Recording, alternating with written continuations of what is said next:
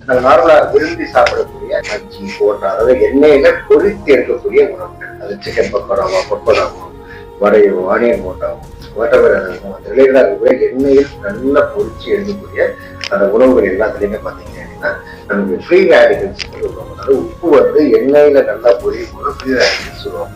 Free radicals வந்து நம்மளோட skin செல்ஸை damage பண்றது ஹெல்ப்ஃபுல்லா இருக்கும். அப்ப அந்த ஸ்கின் செல்ஸ் டேமேஜ் ஆகக்கூடாதுன்னா நீங்க இந்த எண்ணெயில பொரிச்சு அந்த உப்பு பொரியக்கூடிய விஷயங்கள் எல்லாத்தையுமே அந்த மாதிரி உணவுகள் எல்லாத்தையுமே கண்டிப்பா அவாய்ட் பண்றது பெட்டர். அதே மாதிரிதான் எண்ணெயை வந்து அதிக நேரம் சூடு பண்றது.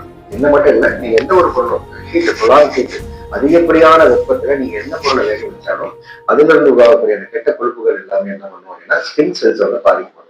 ஸோ முடிஞ்ச வரைக்கும் அதிக ஹீட்ல வந்து உணவுப் பொருளை ஹீட் பண்ணாதவங்க கண்டிப்பா பாதிக்கும். இன்னொன்று நம்ம இந்த கார்ன் சிறப்புங்கிறது என்ன, கார்ன் சிறப்பு இப்போ நிறைய விஷயங்கள் சேர்க்கிறாங்க. ஸோ அது நமக்கு அந்த இன்ஃபுளுன்ஸ்லேயே வரும். ஸோ எந்த மாதிரி இதனால அது சேர்க்கிறோம் அதையும் கொஞ்சம் அவாய்ட் பண்ணணும். ஏன்னா கார்ன் சிறப்புமே ஸ்கின் செல்ஸ் வந்து டேமேஜ் பண்ணும்.